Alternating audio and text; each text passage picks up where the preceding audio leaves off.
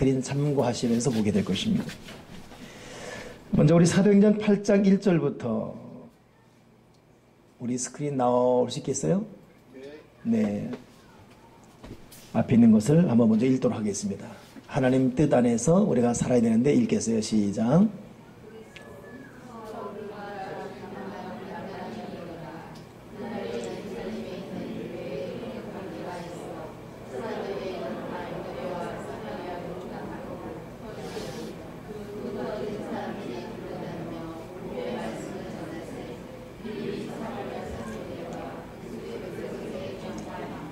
아멘. 자,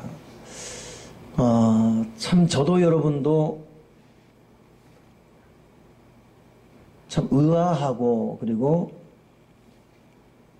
때로는 갈등하고 당황하는 그런 일들을 맞이합니다. 도대체 하나님의 뜻이 무엇일까?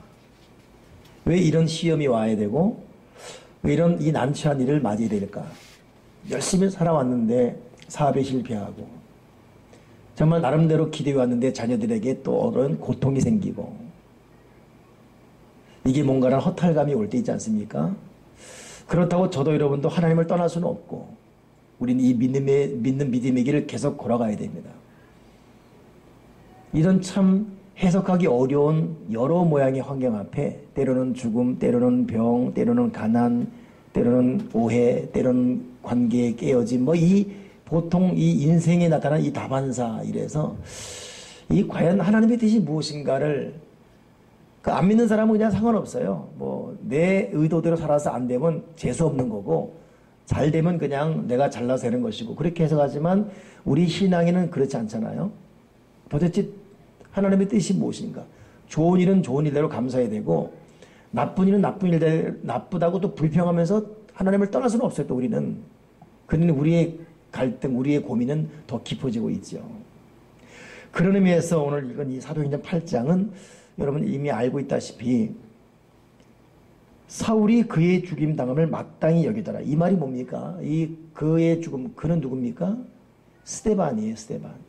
스데반이라는 사람은 하나님의 뜻대로 산 착한 사람, 성령 충만한 사람, 기도하는 사람, 오직 하나님 아버지가 기뻐하는 일만 한 사람인데 돌에 맞아 죽은 거예요.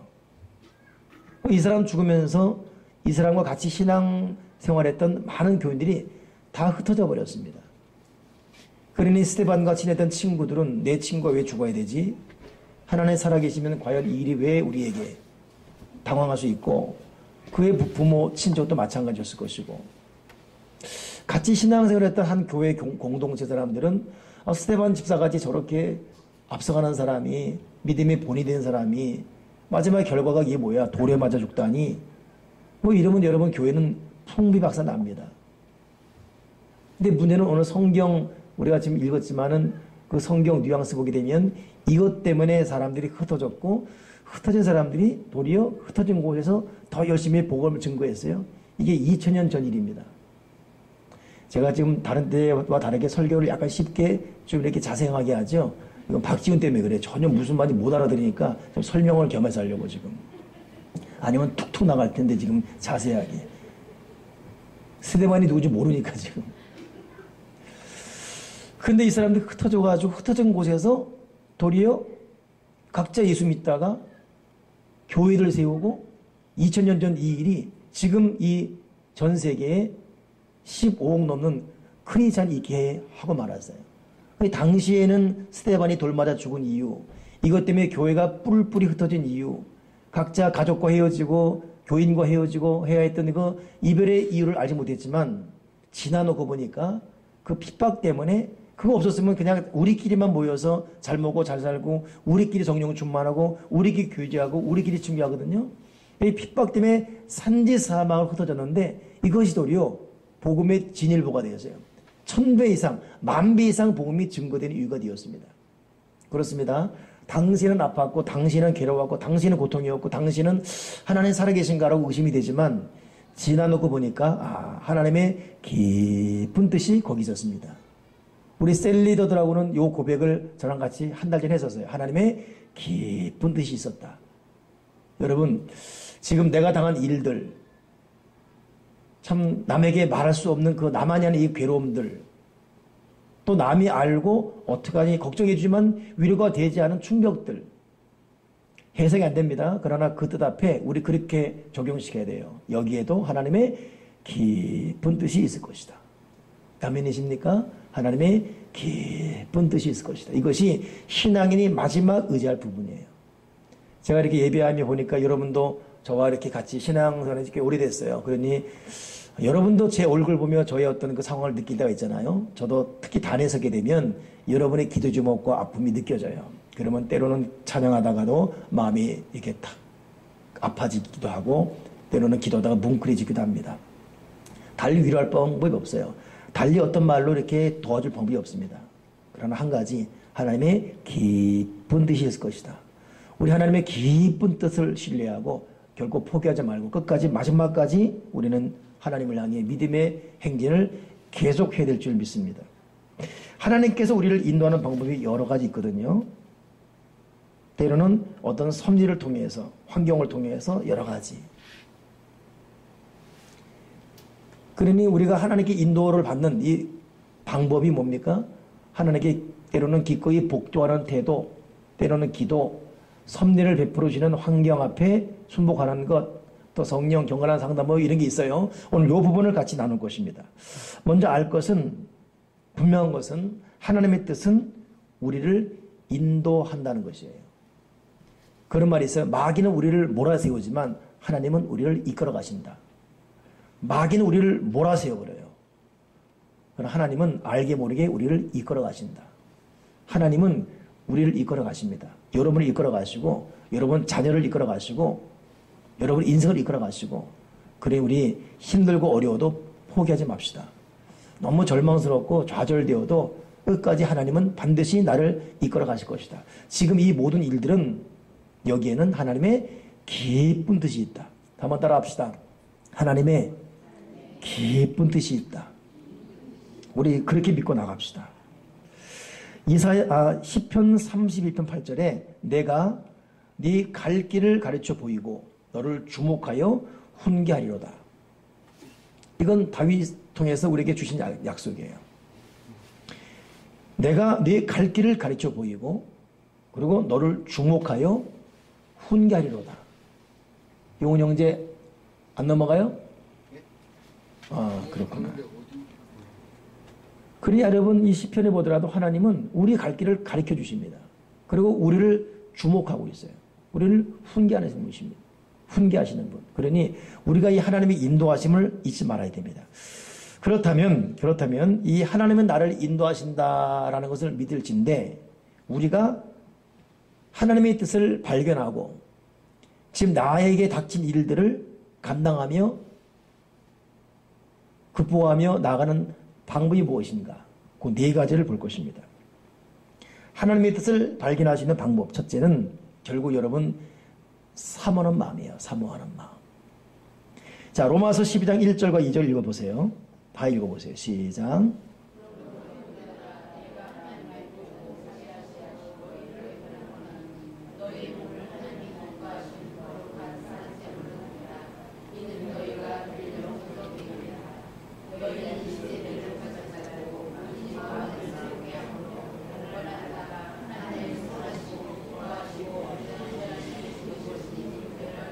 그래요. 하나님의 뜻이 있어요. 지금 나와 여러분을 향한, 가정을 향한, 우리 인생을 향한 하나님의 뜻이 분명히 있습니다.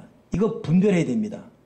근데 분별하는 방법은 우리가 이 세대를 본받지 말고 마음을 날마다 새롭게 함으로 하나님이 기뻐하시고 선하신 뜻이 무엇인지 물어보고자 하는 이 자세, 이 사모하는 마음, 이 마음이 이 살아있을 때에, 이 감각이 살아있을 때에 하나님의 뜻을 좀 더 선명하게 알 수가 있습니다.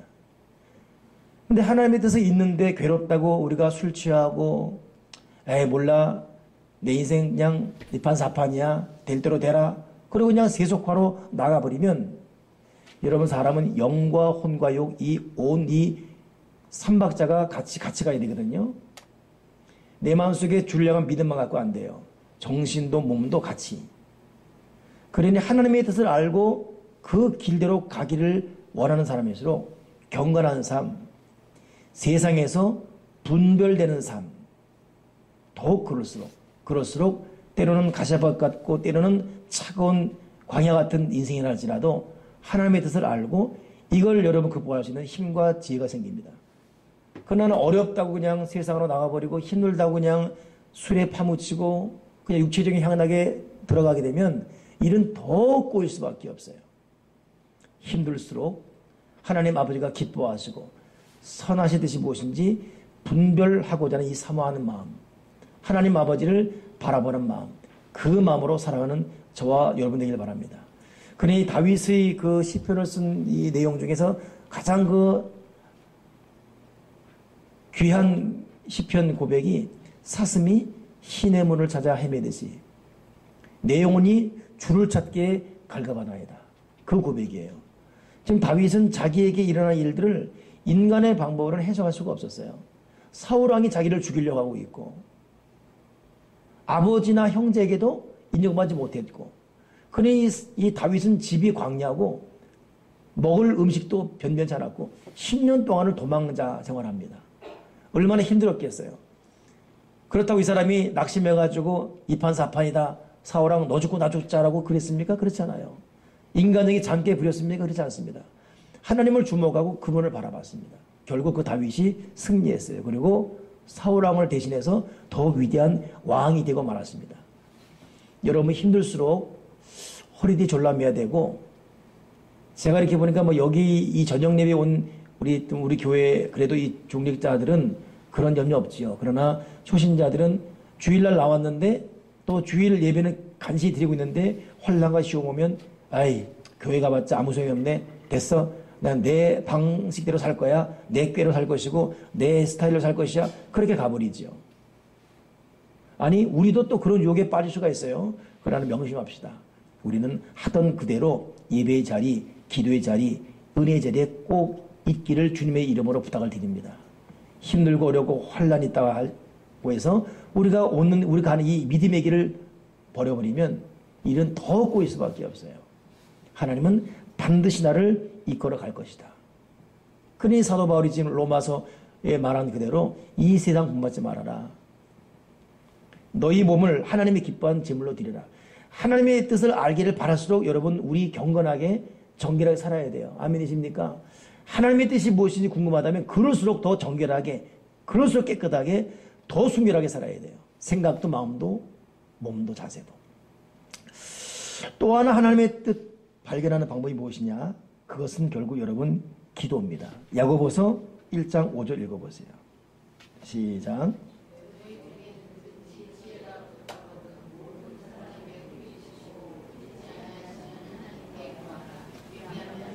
아멘. 여러분 지혜는 하나님의 눈으로 세상을 바라보는 관점이 지혜죠. 지식은 우리가 열심히 노력함으로 쌓을 수가 있습니다. 그러나 지식은 꼬여요. 지혜는 지식 이외의 능력이에요. 하나님의 눈으로 세상을 풀어가는 이 이치, 능력, 이 지혜입니다. 그러니 우리가 해석할 수 없는 여러 일 앞에 하는 이 일을 어떻게 극복해야 되겠습니까? 라고 간절히 기도할 때 기도통에 아하 하는 깨달음이 오게 되어 있어요. 그러니 하나님의 인도를 바라는 사람이 기도하지 않는다? 결코 여러분 그 문제를 풀어갈 수 없습니다. 문제 앞에 기도하십시다. 어려움 앞에 기도하십시다. 해석이 되지 않는 일 앞에 우리는 더욱더 무릎 꿇고 자기 기도 시간을 쌓아야 돼요. 지금 여러분은 지금 어떤 환란이 있습니까? 또 어떤 생각지 않은 일에 당해 있습니까? 이럴수록 여러분 작정 기도하시면서 하나님 아버지 이 길을 풀어주시옵소서. 그러면 뭐라 그랬어요? 하나님께 구하라 그리하면 너에게 주시리라. 기도 외에 다른 것으로 하나님의 뜻을 아는 것 쉽지 않습니다. 기도하고 또 기도하고 더 기도하고 결국 기도 통해서 하나님 아버지께서 내 마음에 평안 주시고 그 기도 통해서 당한 문제를 극복할 수 있는 자세와 용기, 담대함 줄 때까지 우린 기도 통해서 하나님의 뜻을 발견하시기를 주님의 이름으로 부탁을 드립니다. 그 기도 없이 그냥 사람에게 상담받고 하게 되면 속을 수밖에 없어요. 여러분 이 사기의 영이라는 것은 대단합니다. 이것은 눈 번이 뜨고도 속아요. 지금 우리는 그런 시대에 노출되어 있습니다. 그렇기 때문에 그냥 사람의 몇 마디 알량한 논리에 위로받기 바라기보다는 우리의 모든 인생사를 주 앞에 내려놓고 기도함으로 하나님의 선한 뜻을 우리 인도받는 저와 여러분 되어야 되겠습니다. 세 번째, 하나님의 뜻 발견하면서 그 뜻대로 살아가는 방법이 무엇인가? 자, 시편 143편 8절 읽어보세요. 시작.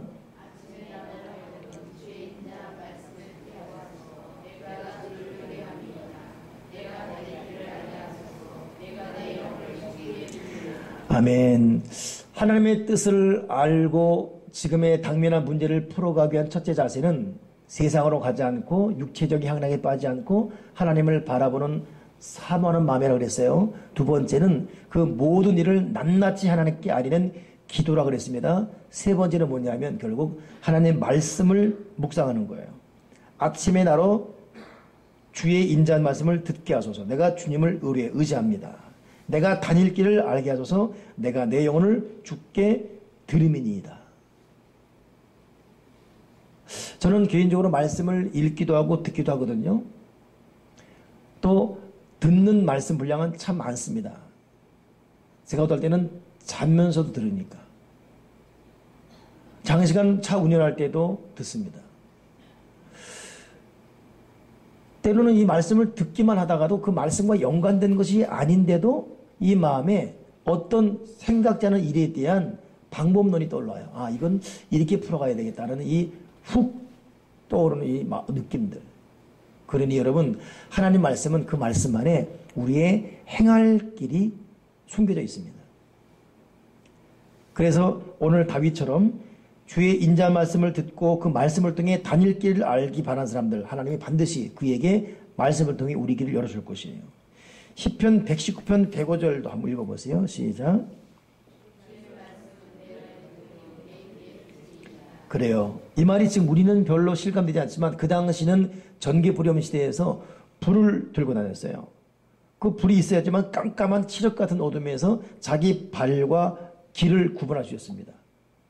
여러분, 하나님 말씀은 깜깜한 암흑 같은 우리 인생에 내가 어디를 디뎌야 되는지 그걸 보여주는 것입니다.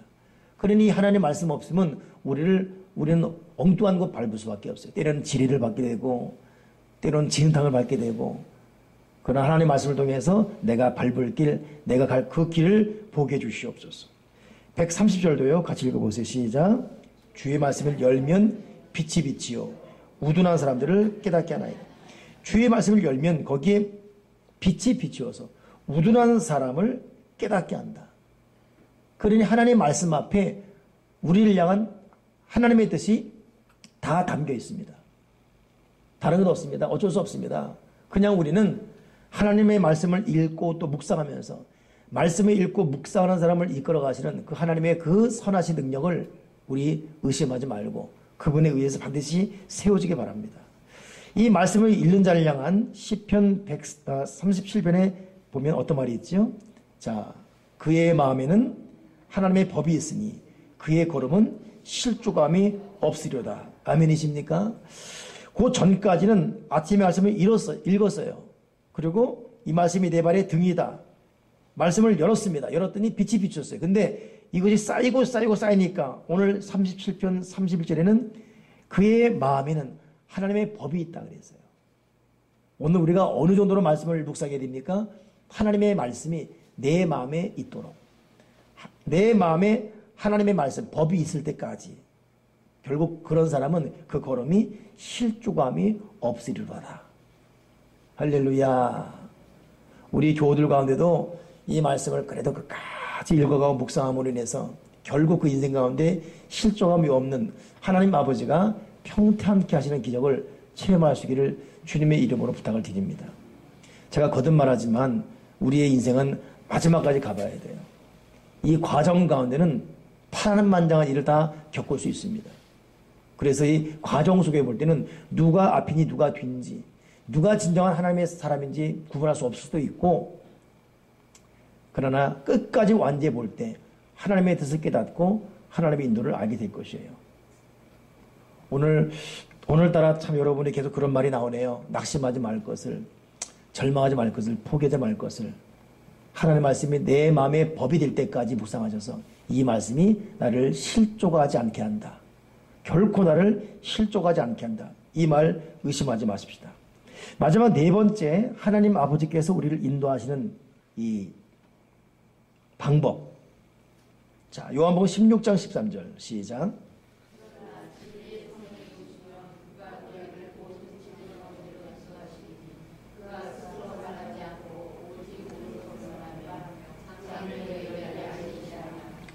아멘. 결국 네 번째는 여러분 성령이에요.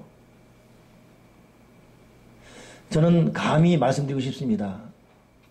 당신의 승리의 이유가 무엇이냐?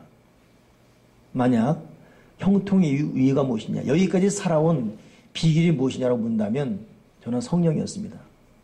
끊임없이 진리의 영신 보혜사 성령을 누구보다도 많이 고백했고 외쳤고, 끊임없이 지은 죄가 많고 허물이 많고 무능할 때도 많지만 끊임없이 내가 예수의 피를 외쳤어요.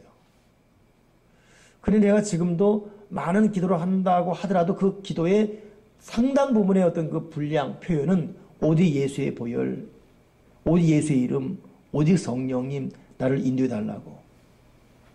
근데 여러분 이것은 신비로울 만큼 거기에 능력이 있고 치료가 있고 위로가 있습니다.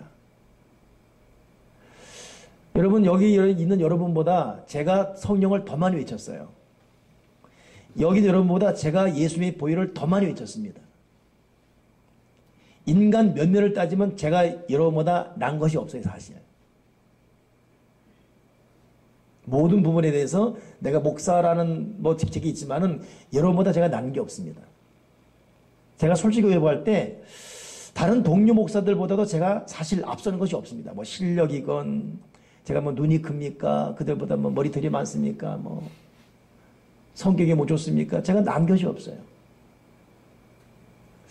그래서 내가 한가지 내가 자랑하고 싶은 게 있다면, 아니 자랑이 아니라 내 마음에 의지가 되는 것이 있다면 나는 어느 누구보다도 내가 성령님 의지합니다. 그분을 끊임없이 고백하고 있습니다. 하루에도 수십 번, 수백 번 내가 예수의 피를 뿌리고 있어요. 그리고 이것을 하나님 아버지가 기뻐한다는 사실을 나는 확신하고 있습니다.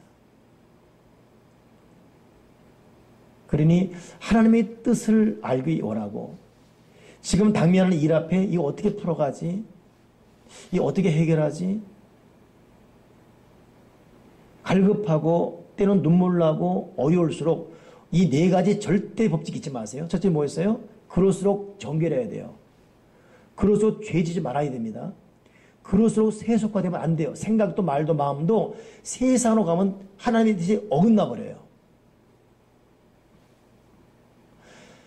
제가 한번 청년 때 누가 그러더라고. 은혜 받으려면 기도하다가 환상 가운데 예수님의 십자가에서 피 흘린 얼굴이 보여야 된다고. 그래서 하늘산 기도원 가서 그 피 흘린 예수님의 얼굴을 보면 은혜 받고 임한다는 거예요. 은사도 많이 받고. 그래서 그 피 흘린 얼굴을 보게 해달라고 했어요. 근데 그것은 간절히 기도할 때 저절로 떠올려야 되잖아요. 근데 간절히 기도해서 떠올라야 되는데 막 보기 위해서 내 스스로 짠했어요. 그랬더니 보이더라고. 와, 근데 세상에 그 예수님 얼굴이 일그러지는데 이빨 빠지고 헉턱 돌아가고 막 와결만 같이. 그 인위적으로 되는 게 아니죠, 그것이.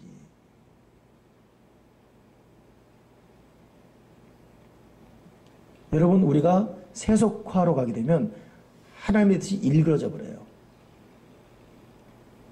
그러니 정신 바짝 차려야 됩니다. 우리는 지금 중요한 시기를 겪고 있어요. 중요한 우리의 진짜 시금석을 드러낼 수 있습니다. 이 과정을 통과해야 그 다음 단계 올라갈 수 있습니다.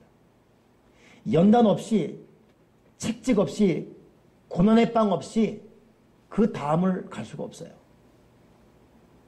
애벌레도 여러분 쉽게 나온 애벌레는 금방 납니다. 날다가 뚝 떨어져 죽어요. 그러나 이 누에를 벗기 위해서 비비 꼬고 겨우 나온 나와가지고도 지쳐가지고 땅에 뚝 떨어져요. 근데 결국 날개 피면 그는 나비가 돼 날아가요. 어려운 과정은 반드시 필요합니다. 그 과정 가운데 하나님의 뜻을 알고 나를 향한 하나님의 섭리를 알고 가려면 그럴수록 여러분 경건하라는 것, 아멘이십니까? 정결하라는 것, 말 조심해야 되고 생각 조심해야 되고 마음가짐 조심해야 되고 박지훈 술 금해야 되고 경건하게 정결하게. 그리고 두 번째가 하나님 이 일을 어떻게 풀어가야 됐습니까? 다 하나님께 기도를 올려놓는 거예요. 그냥 사사건건 기도해야지요. 우리는 기도하지 않고 우리는 어떻게 우리 인생을 이끌어갈 수 있습니까? 우리 한명순 이 그립지 팀장이 그래요. 목사님, 제가 기도 많이 한 날은 카페 그래도 매출이 내갔는데 안 한 날은 매출이 줄어든. 그러니까 안 되면 저 사람 기도 안 하는 것이고 다 물어내야 돼.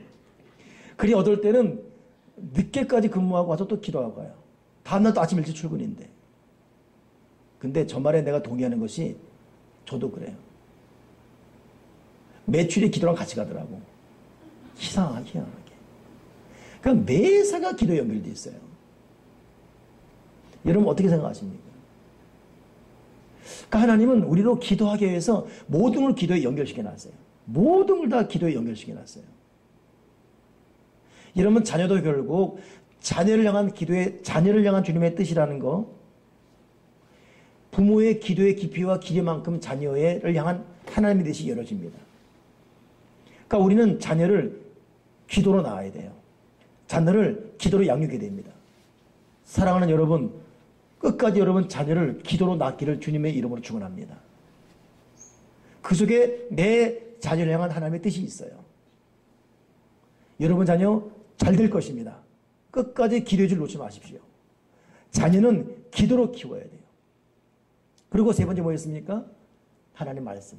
그 말씀 읽다 보면 이 마음에 평강 오고, 아, 이게 하나님의 뜻이구나 느껴진다는 거예요. 말씀 읽을 때 지혜 오고, 말씀 읽을 때 세임 오지 않습니까? 그리고 오늘 마지막 네 번째가 있어요. 성령이요. 끊임없는 이 성령. 이 보혈. 그리 성령님 날 이끌어 주십시오. 나를 도와주세요. 주의 보혈 나를 뿌려 주시옵시고, 아무리 죄를 많이 지어도 그 즉시 예수의 피를 자기 뿌리는 겁니다. 주의 피로 내 생각과 내 마음과 몸을 적셔주시고, 이 보혈로 나를 용서하시고 세계를 열어주시옵소서. 진리의 성령, 보혜의 성령님 나를 인도해 주십시오. 나를 보호하시고, 나는 모르겠습니다. 어디를 가야 될지, 어떻게 살아야 될지, 어떻게 무엇을 해야 될지 모르겠습니다. 나를 인도해 주십시오. 근데 그 성령은 우리를 이끌어 가시는 거예요. 인도해 가시는 거예요. 여러분, 우리가 풀 수 없는 일이 한두 가지가 아닙니다. 우리 가정사 어떻게 풀어가겠어요?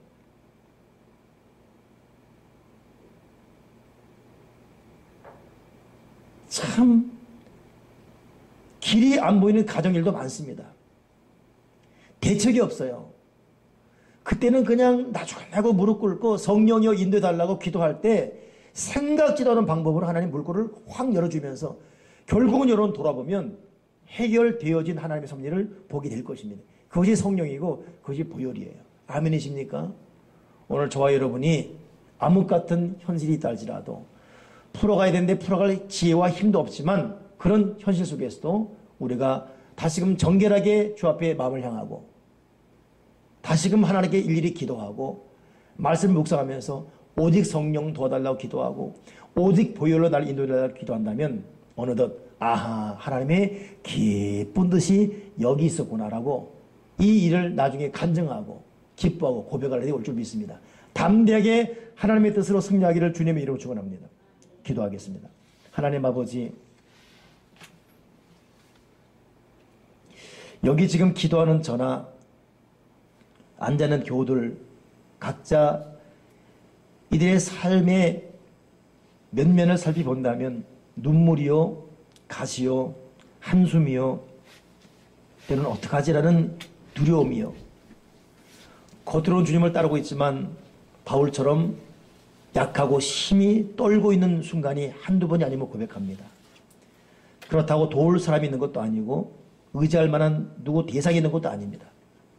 하나님, 우리를 불쌍히 여겨주시어서 이럴수록 하나님 앞에 정결하게 성결하게 걸어가게 바르게 살게 도와주시고 이럴수록 매사의 모든 문제를 기도로 아뢰게 도와주시고 이러할수록 아침 저녁 점심으로 말씀을 읽고 때로는 들으면서 말씀이 이끌려가게 하시고 순간마다 때마다 일마다 걸으면서 뛰면서 앉으나 누우나 서나 사랑과 있을 때나 없을 때나 항상 성령님 성령님 성령님 도달라고 성령을 부르고 예수의 보혈을 부리며 보혈을 뿌리면서 성령 인도받으며 승리하는 인생 되게 도와주시옵소서.